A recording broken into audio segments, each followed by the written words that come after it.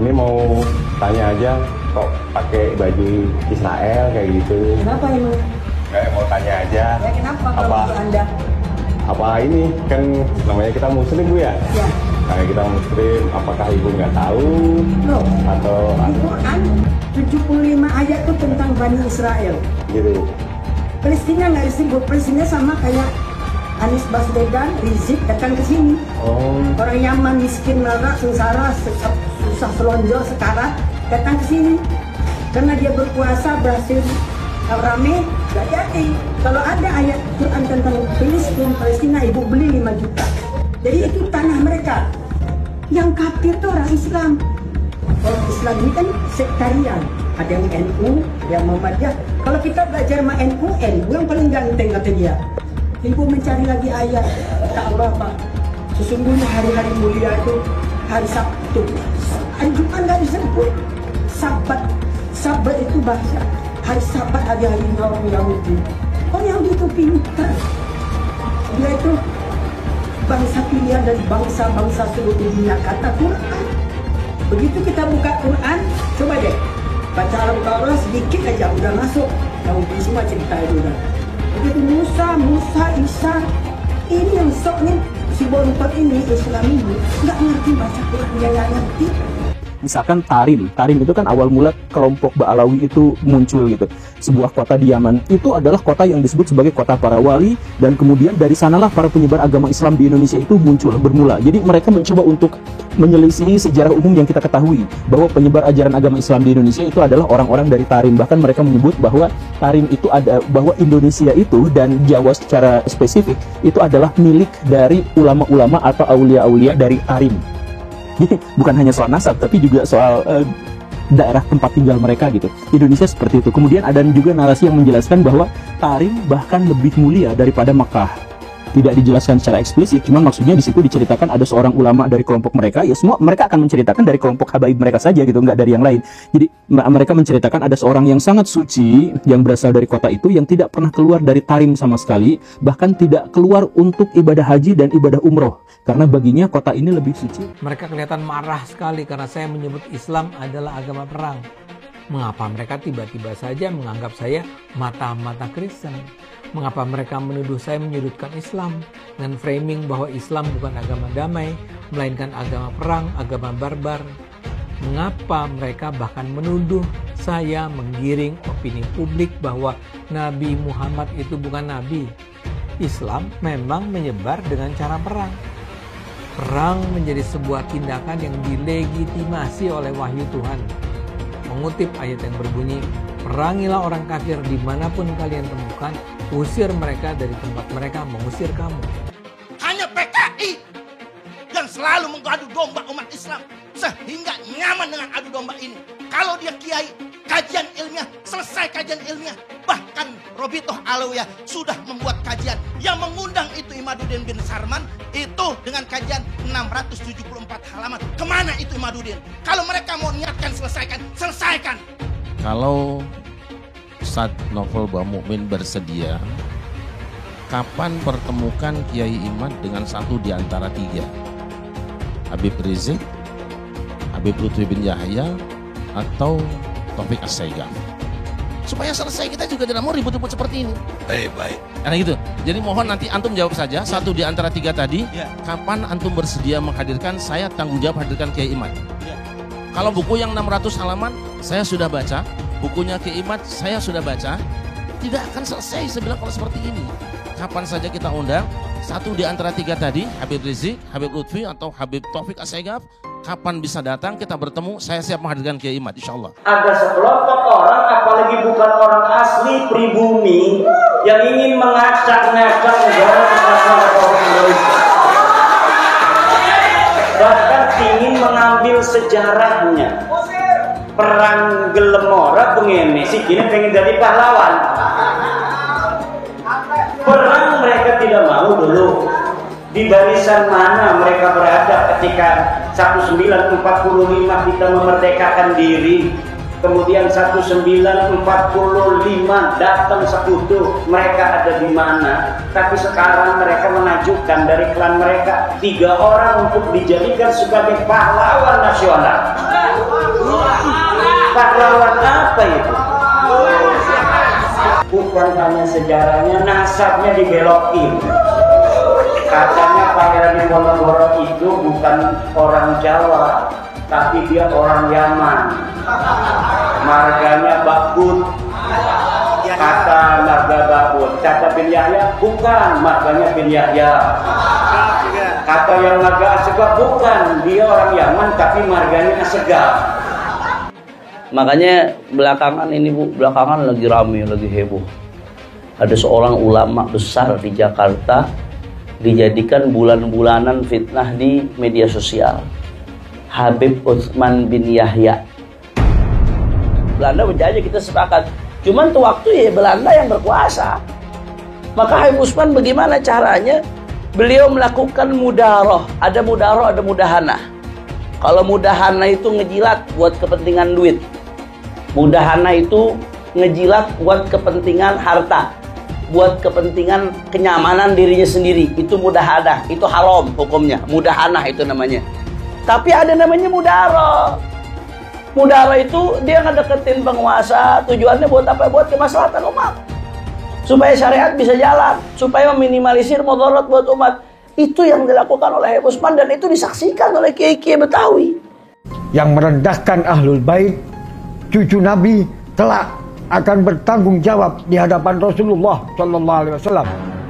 Belajar dengan kami Ahlul Bait, walaupun Bahlul lebih utama daripada 70 ulama atau kiai.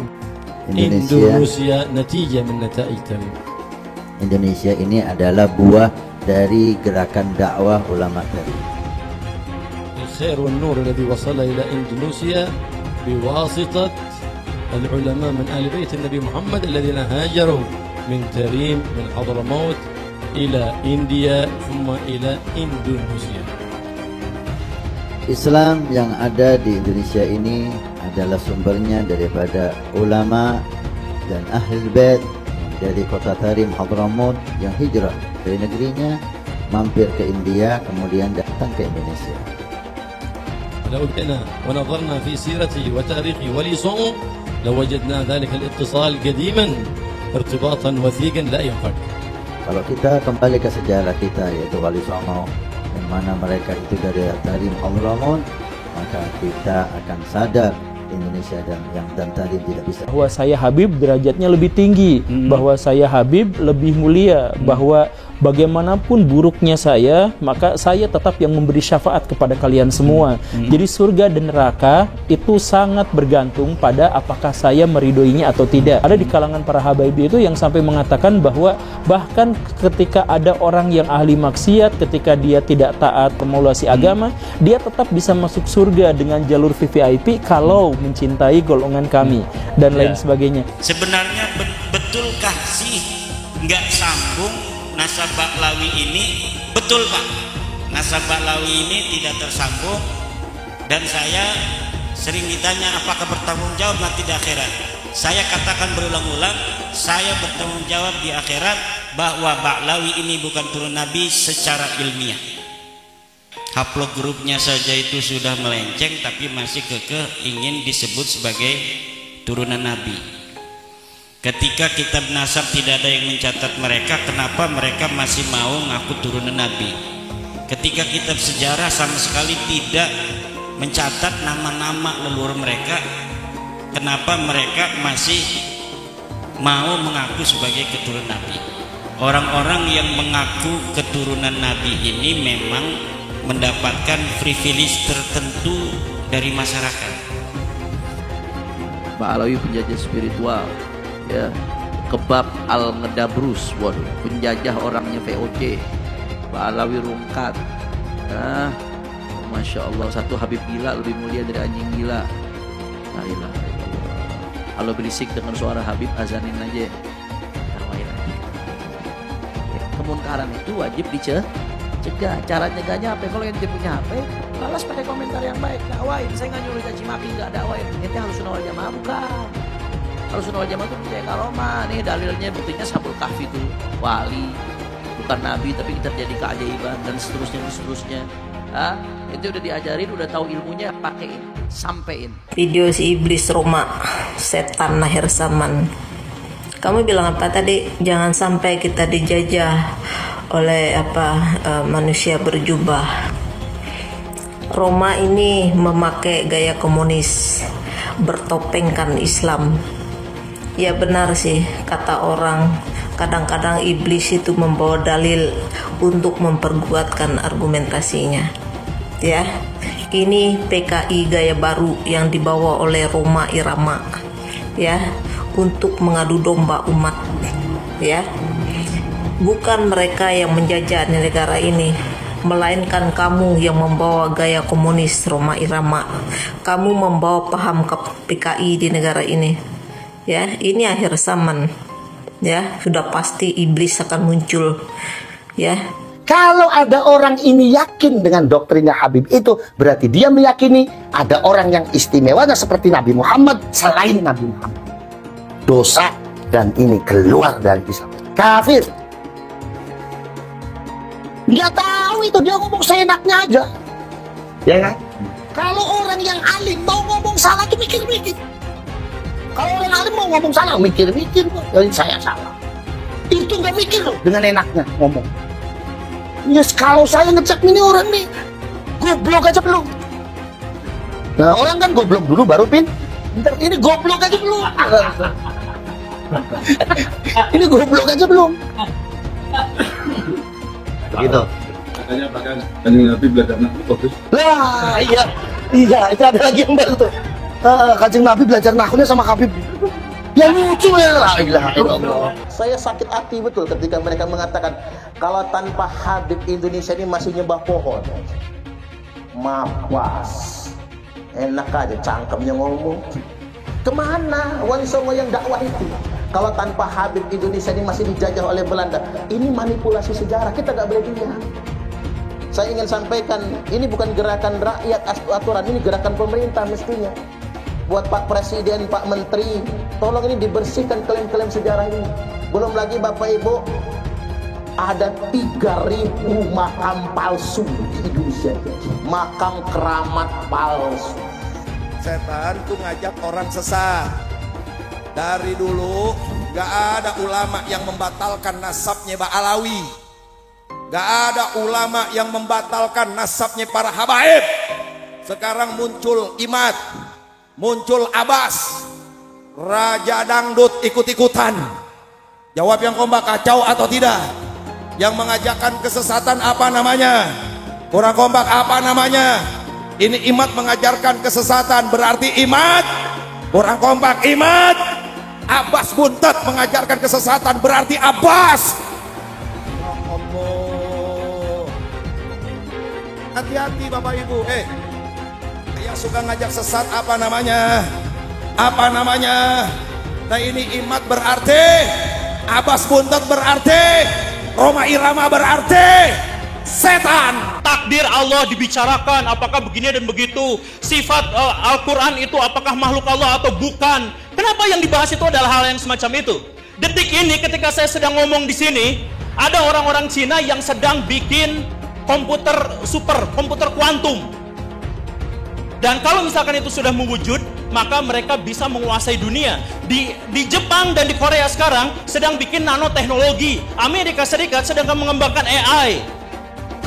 Coba saya tanyakan, perintah Allah adalah untuk membahas hal-hal seperti itu, mengkaji hal-hal seperti itu, mengkaji ayat-ayat kauniyah, membahas tentang ciptaan-ciptaan Allah. Tapi kita tidak melakukan seperti itu. Yang kita lakukan adalah membahas tentang Allah, tentang takdir, tentang perbuatan Allah. Lalu kita klaim sama-sama, kamu masuk neraka. Itu kan gitu kan kita tuh sekarang tuh kan. Itu perbuatan-perbuatan Allah, tapi malah kita yang mengklaimnya. Kamu masuk neraka, kamu masuk surga, kamu selamat, kamu tidak selamat, dia syahid. Tahu dari mana itu? Itu kan perbuatan-perbuatan Allah, tapi itulah yang jadi bahan perdebatan kita. Perdebatan kita di ruangan ini sekarang. Taubat kalian semua. Itu leluhur kami Al-Faqih Muqaddam. Mi'raj satu malam 70 kali Rasulullah sallallahu alaihi wasallam hanya diizinkan Allah mi'raj ke Sidratul Muntaha seumur hidup 1 kali. Ketika ada orang mengatakan bahwa moyang kami bisa mi'raj 1 malam 70 kali, ini telah merendahkan Rasulullah, telah menghina Rasulullah sallallahu alaihi wasallam. Ada lagi berita-berita khurafat. Leluhur kami kalau tidak malu sama Allah dapat memadamkan api neraka cuma dengan kelingking. Menghina Nabi sekarang menghina Allah subhanahu wa ta'ala. Banyak lagi cerita seperti itu. Leluhur mereka semuanya wali, bisa nurunkan emas dari langit. Yaman itu negeri paling miskin di Timur Tengah. Bagaimana kita percaya dia bisa nurunin emas dari langit? Nah, ini membuat satu faktor menguatnya keraguan saya tentang apa iya cucu Nabi ini kayak begini. Dari 3 disiplin ilmu ini, menurut sejarah, menurut ilmu nasab, menurut ilmu filologi, menurut ilmu DNA, maka muncullah hakul yakin bahwa Ba'alawi bukan keturunan Nabi sallallahu alaihi wasallam. Habib Bahar berkata, 1 Habib lebih utama daripada 70 kiai. Yang ngomong bukan Bahar bin Smith. Itu saya lagi buka kitab, bukan lagi ceramah. Saya lagi ngajar santri, biar santri ini tahu Thariqah Ba'alawi syarifun wahidun, 1 Habib afdal min 70 aliman, lebih utama daripada 70 alim. Lama menolak Habib, nanti lama-lama menolak Islam. Tidak percaya pada Habib berarti tidak percaya Habib itu cucu Nabi lah begitu. Maka itu sama saja dengan tidak percaya kepada Islam. Lama-lama akan tidak percaya pada Islam. Apakah Allah dalam Al-Quran pernah mengatakan bahwa Habib ini cucu Nabi? Sehingga kalau tidak percaya kepada Habib itu cucu Nabi, itu kita sama dengan tidak percaya kepada Allah. Tidak ada. Ketika membela nasab para habaib ini, minimal ada narasi-narasi ilmiah yang diungkapkan. Termasuk juga Ustadz Ar-Raji Hasim, Ustadz Ar-Raji Hasim, Ustadz Abdul Somad, Ustadz Yahya, ya Buyang. Buya itu kan marketing aja itu kan. Ada orang yang menempelkan gelar Buya itu sebagai marketing branding untuk kemudian meminta sumbangan di YouTube atas nama pesantren, atas nama santri dan lain sebagainya. Jamaahnya saja bukan jamaah NU, itu sama dengan para mukibin ustadz-ustadz pendukung Habib itu yang sekarang membela nasab Habib itu sebenarnya tidak ada kaitan dengan NU. NU menolak khilafah. Ustadz Abdul Somad ini pendukung khilafah. 1 kaki Habib itu lebih tinggi, lebih mulia dari 70 kepala kiai, kan gitu. Itu kan penghinaan betul. Kalau orang tidak terhina dengan ini, saya kira tidak, rasa kebangsaannya rendah. Karena itu dinyatakan, harusnya ditegur lah. Habib itu meskipun mabuk, berzina, itu jangan dimarahi. Karena kalau Habib itu pasti masuk surga.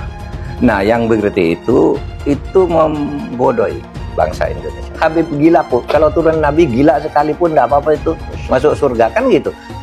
Kalau kayak Indonesia tuh apa? Kamu kan kalau tidak ada Habib, kamu nyembah batu kan? Masa iya begitu?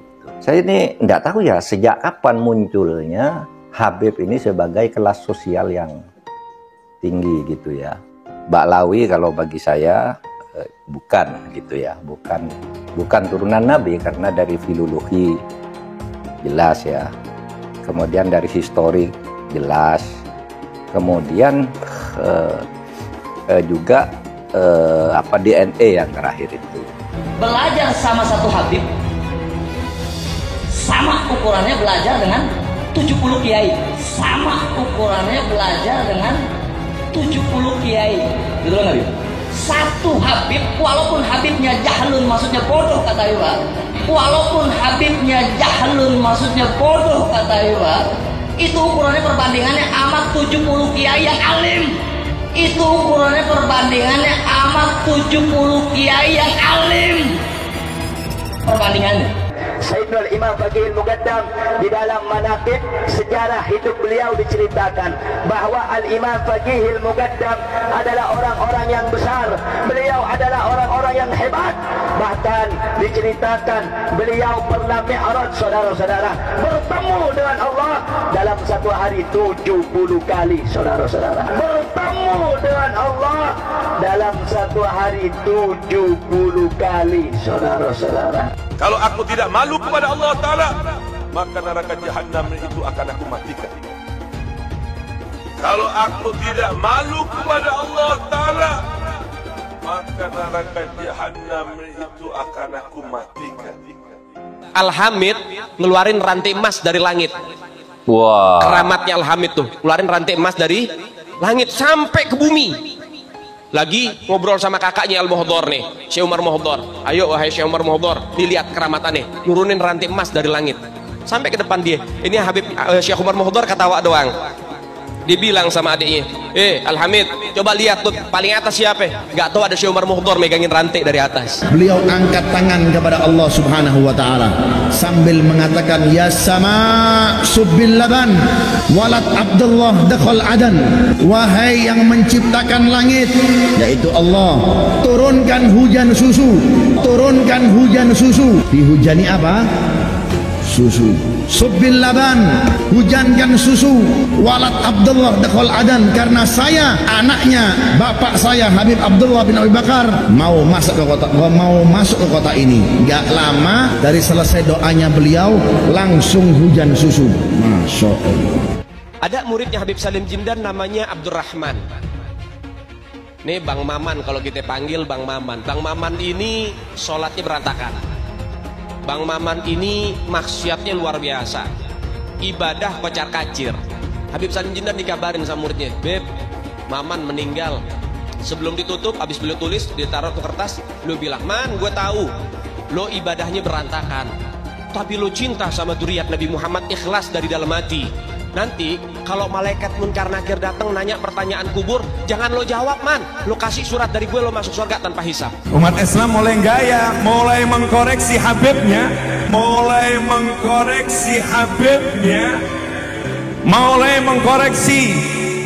mengkoreksi ulama-ulama dari anak cucu Nabi Muhammad SAW. Orang yang seperti itu mirip dengan iblis. Orang yang seperti itu mirip dengan iblis. Sudah dijelaskan, orang yang mati bawa benci sama keluarga Nabi, bukan hanya umat Nabi dia keluar, saudara. Bukan hanya keluar dari umat Nabi, sampai dia keluar dari agama, keluar dari Islam, saudara sekalian. Artinya apa? Tidak ada kesempatan mendapatkan pertolongan dari baginda Nabi Muhammad. Man ahabbahum ahabbahallah. Siapa yang cinta dengan keluargaku para habaib, dzurriyyat Nabi Muhammad, ahlul bait Nabi, maka dia akan dicintai oleh Allah. Wa man abghadahum abghadahallah. Siapa yang benci kepada keluargaku, maka dia juga akan dibenci oleh Allah Subhanahu wa taala. Rasa kebanggaan saya terhadap Indonesia itu ternodai oleh sikap-sikap beberapa habaib dan para pejuang Indonesia itu diremehkan. Misalnya cerita bahwa proklamasi kemerdekaan Mei 17 Agustus itu karena bisikan Habib tertentu kepada Bung Karno, itu kan tidak pernah ada dalam cerita itu. Tidak ada Habib, cerita Habib ini tidak pernah ada di dalam sejarah, kecuali dulu menjadi Usman Yahya itu menjadi muftinya Belanda yang mengharamkan kita melawan Belanda. Justru itu Habib yang jelas itu tertulis dalam sejarah. Kalau Habib berbisik ke Bung Karno kapan? Dan tidak pernah ada cerita itu. Nah kok sekarang lalu Habib, lalu para pejuang dihabibkan semua kan? Di Ponegoro, siapa lagi? Imam Bonjol. Wah itu kebanggaan orang Jawa loh di Ponegoro itu. Lalu dihabibkan. Habib dari mana? Limited edition ini. Muka-muka impor. Kalau lo kan muka lokal. Hidung pesek, pipi tembem, mata belok. Persis kayak celengan Semar. Sekarang ada disebut hal rame, dibicarain di TikTok. Saya punya kakek yang dijelek-jelekin, Habib Utsman bin Yahya. Dia bilang antek Belanda. Zaman dulu itu Belanda luar biasa loh. Habib Utsman punya langkah. Beliau memang dalam kitabnya Manhajul Istiqamah ada membahas untuk tidak ada pemberontakan. Tapi bacanya yang jelas, jangan cuma pas garis itu aja. Itu di situ disebutkan. Bahkan bukan cuma Habib Utsman, dulu almarhum Kiai Haji Hashim Asy'ari juga begitu. Bahkan bukan cuma Habib Utsman, dulu almarhum Kiai Haji Hashim Asy'ari juga begitu.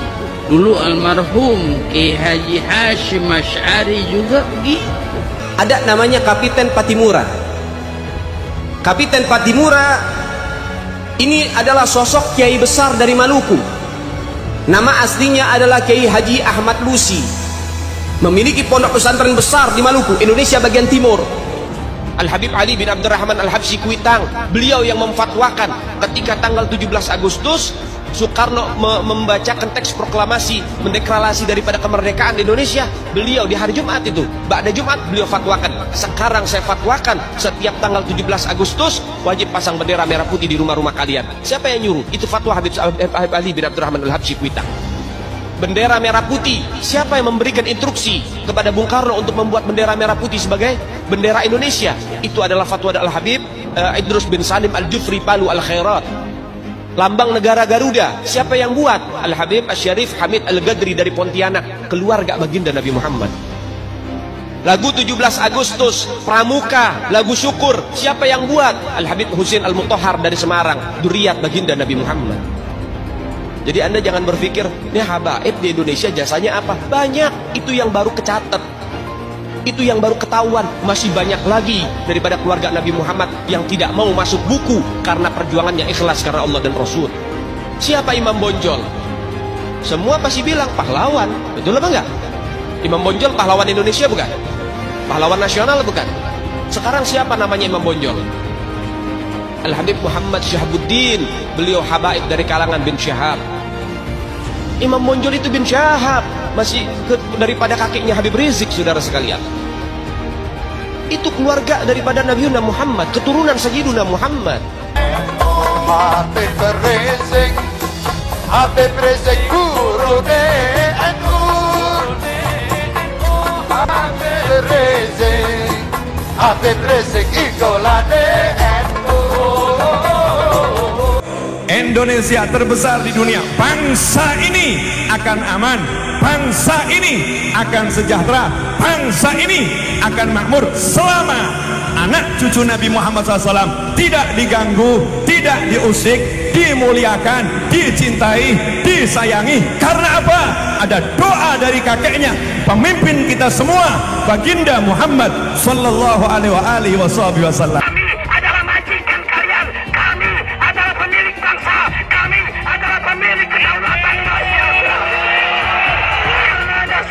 Hai teman-teman, tahun ini adalah tahun yang bagus untuk trading di market kripto, terutama Bitcoin dan kripto lainnya. Teman-teman bisa gunakan kesempatan ini untuk mencari cuan dengan trading di market kripto. Untuk trading, teman-teman cukup registrasi dengan menggunakan link di kolom deskripsi, lalu deposit, tentukan apa yang ingin kalian tradingkan, lalu tekan tombol buy. Sesimpel itu. Jika ada pertanyaan, teman-teman bisa hubungi WhatsApp di kolom deskripsi. Saya juga mau mengajak teman-teman untuk bergabung di komunitas trading yang ada di kolom deskripsi. Di sana saya akan memberikan sinyal trading yang bisa teman-teman ikuti. Seperti biasa, kalau kamu suka dengan video ini, jangan lupa komen, klik like, dan subscribe. Saya kembali dituduh anti-Islam yang berusaha menyudutkan Islam. Tuduhan atau fitnah semacam ini memang bukan sesuatu yang baru tentu saja.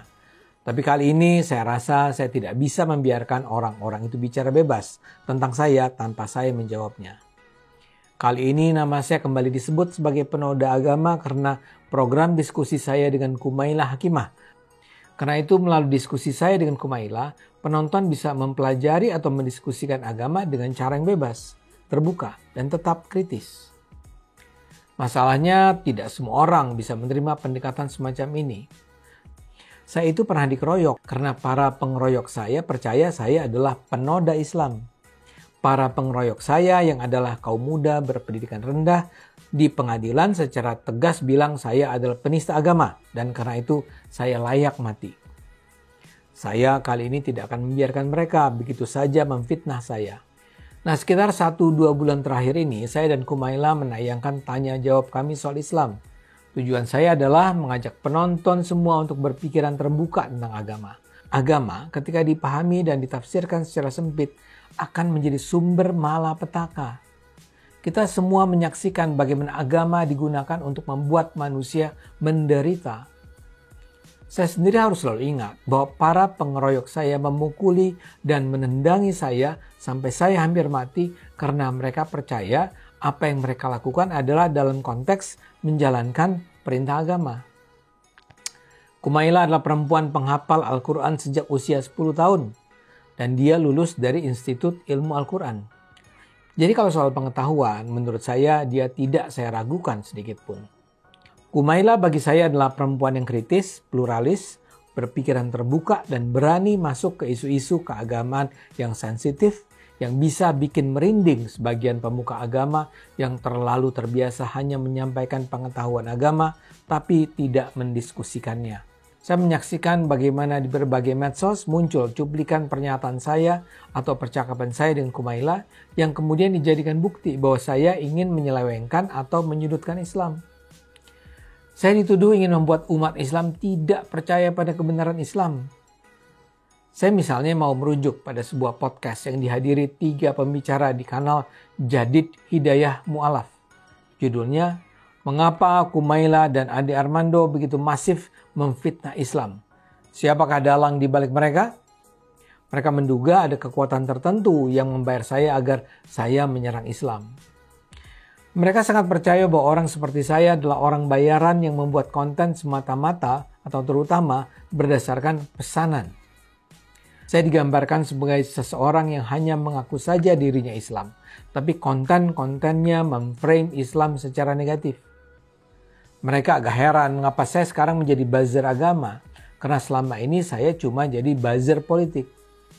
Salah satu hal yang sangat mereka anggap sebagai bukti bahwa saya dan Kumaila menyesatkan adalah percakapan kami tentang tidak perlunya umat Islam menggunakan ayat-ayat Al-Quran sebagai hukum positif yang harus dijalankan di abad 21 ini.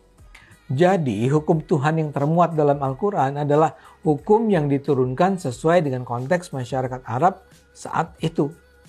Perintah-perintah Tuhan adalah perintah yang bersifat kontekstual, harus dipahami dengan memperhatikan konteks masyarakat Arab ketika itu. Al-Quran itu kan diturunkan pada abad ke-7 Masehi di tanah Arab, pada saat kondisinya masih jauh terbelakang. Nabi sendiri buta huruf. Mayoritas warga Arab saat itu hidup di peradaban padang pasir yang diwarnai oleh perang terus-menerus antar kelompok. Saya tidak percaya bahwa Al-Quran adalah kitab hukum. Kata dan kalimat dalam Al-Quran itu dibuat untuk masyarakat yang hidup saat Nabi hidup. Dalam obrolan kami menyebut perintah perang sebagai salah satu contoh. Ada sejumlah ayat dalam Al-Quran yang memerintahkan umat Islam untuk berperang. Saya sebut saja salah satunya, At-Taubah ayat 29. Di situ Allah mengatakan, perangilah orang yang tidak beriman kepada Allah dan hari akhir dan seterusnya. Pertanyaannya, benarkah itu harus dilakukan umat Islam? Saya percaya tidak. Perintah itu tidak bisa diambil dan diterapkan begitu saja di Indonesia atau di Inggris atau bahkan di Arab pada abad 21. Konteksnya sudah jauh berbeda. Kalau kita membaca ayat itu dan menganggap itu adalah perintah Allah yang harus umat Islam lakukan sepanjang masa, artinya saat ini umat Islam harus memerangi orang yang tidak percaya kepada Allah, termasuk orang-orang Kristen dan ateis. Karena itulah kami menyatakan banyak ayat dalam Al-Quran yang tidak relevan dengan kondisi saat ini. Nah, para kritikus saya itu marah-marah dan menuduh saya membuat frame untuk menyudutkan Islam. Menurut mereka, pemahaman kontekstual yang saya sampaikan itu berbahaya. Al-Quran adalah pedoman yang akan digunakan sepanjang masa. Buat saya tentu saja mereka boleh berpandangan begitu. Walau kalau mau jujur, saya yakin mereka tidak begitu saja menjalankan aturan-aturan yang termuat dalam Al-Quran. Islam sangat tegas kata mereka, Kalau Allah bilang A, ya kita harus menjalankan A. Kalau Allah bilang B, ya kita harus menjalankan B. Islam, kata mereka, tidak perlu disesuaikan dengan perkembangan kondisi masyarakat. Ya misalnya soal perang tadi, apa iya mereka memerangi orang-orang yang tidak percaya pada Allah? Atau kalau mau lebih ekstrim, apa iya mereka setuju kalau ada orang Islam yang saat ini masih punya budak perempuan yang bisa ditiduri oleh majikannya? Saya duga tidak. Dengan contoh ini saya ingin menunjukkan bagaimana Al-Quran harus dipahami sesuai dengan perkembangan zaman. Kami bersepakat Al-Quran itu tidak bisa digunakan sebagai kitab hukum yang harus diterapkan oleh semua umat Islam di seluruh dunia di sepanjang waktu. Walau mereka juga tahu bahwa praktek perbudakan dan meniduri budak itu memang diizinkan dalam Al-Quran.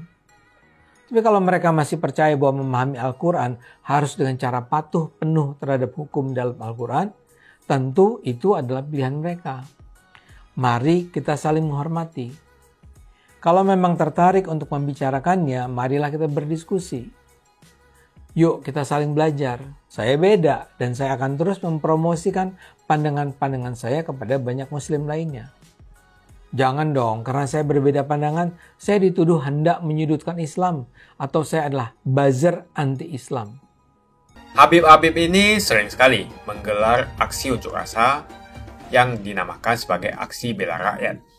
Rakyat yang mana yang kamu bela? Lagian tujuan dari demo itu untuk mendesak Presiden Jokowi untuk turun dari jabatannya. Yang jelas dalam video tersebut, Hanif Alatas meneriakkan bahwa dia adalah majikan. Warga yang pribumi dikatakan sebagai budak oleh Habib dari Yaman. Cek dulu dong apakah kamu memang Habib asli. Para pengikut dan umatnya lebih parah lagi, mau saja dijadikan budak oleh Hanif Alatas. Pribumi harus bangkit, jangan mau lagi diinjak-injak oleh Arab Yaman yang ngaku-ngaku sebagai Habib. Saya mengajak para pribumi untuk bangkit, memiliki jiwa nasionalisme, rasa persatuan, dan kesatuan yang tinggi. Jangan mau lagi dikibuli oleh orang-orang seperti Bahar Smith dan Rizik Syihab yang ngaku-ngaku sebagai Habib. Kebangkitan pribumi ini merupakan langkah untuk mengajak rakyat Indonesia memiliki kesadaran agar mampu memperjuangkan Indonesia untuk tidak menjadi budak bangsa lain, terutama Arab Yaman. Orang-orang seperti Bahar dan Rizik Syihab, mereka ngaku-ngaku sebagai Habib. Bisa saja mereka Habib palsu, karena tidak ada pembuktian cek keturunan bahwa betul mereka adalah keturunan Nabi. Jangan terus mengibuli masyarakat dengan menjual nazab. Jual nazab untuk mengumpulkan pundi-pundi rupiah dan kaya raya dengan mengibuli masyarakat. Lihat si Bahar dan si Rizik, dari miskin jadi kaya. Bahar Smith yang dulunya tidak punya mobil sekarang mempunyai banyak koleksi mobil-mobil mewah. Kalau mobilnya dijual semua, mungkin mencapai hingga puluhan miliar. Yang menjadi pertanyaan, apakah dia membayar pajak? Lalu dari mana penghasilan miliarannya itu? Dengan ceramah dan menjual ayat, si Bahar Smith bisa membeli mobil mewah yang harganya miliaran. Coba cek pajaknya. Apakah dia membayar pajak? Tidak pantas seorang mengaku cucu Nabi, tapi kelakuannya tidak ada kesopanan sama sekali. Ada juga murid dari Bahar Smith yang mengatakan satu Habib bodoh sama dengan 70 Kiai Alim. Mau sampai kapan bangsa Indonesia mampu dia menahan diri dan membiarkan bangsanya sendiri dihasut, diadu domba, diperdaya dan diperalat, bahkan diperbudak oleh manusia-manusia keturunan Yaman yang notabene pendatang dan belum jelas juga Habib asli atau bukan. Disuruh lakukan cek keturunan, dia takut, gak berani. Berani tidak mereka yang ngaku Habib itu melakukan tes untuk membuktikan mereka betul keturunan Nabi? Kalau para Habib tidak berani melakukan tes, jangan disanjung-sanjung. Apalagi ajaran yang disampaikan penuh dengan ujaran kebencian, seperti Bahar Smith, Rizik Syihab, dan penceramah-penceramah lainnya. Tak usahlah panggil Habib-Habib, seakan-akan keturunan Arab kastanya lebih tinggi dari keturunan pribumi atau keturunan Cina. Seakan-akan Cina dan pribumi di bawah orang Arab. Namun Cina sudah menjadi nomor 1 di dunia. Dan saya percaya Indonesia akan menjadi negara maju dengan mayoritas pribumi. Seharusnya Arab Yaman harusnya belajar dari negeri Cina. Seperti kata kitab suci, belajarlah sampai negeri Cina. Begitu saja opini saya hari ini. Tuliskan opini kalian tentang Bahar Smith di kolom komentar. Jika kalian setuju dengan pendapat saya, ayo tekan like di video ini. Dan bagikan video ini ke teman dan family Anda, supaya mereka semua mengetahui tentang informasi ini. Tekan tombol subscribe dan bunyikan lonceng notifikasi supaya kamu tidak ketinggalan.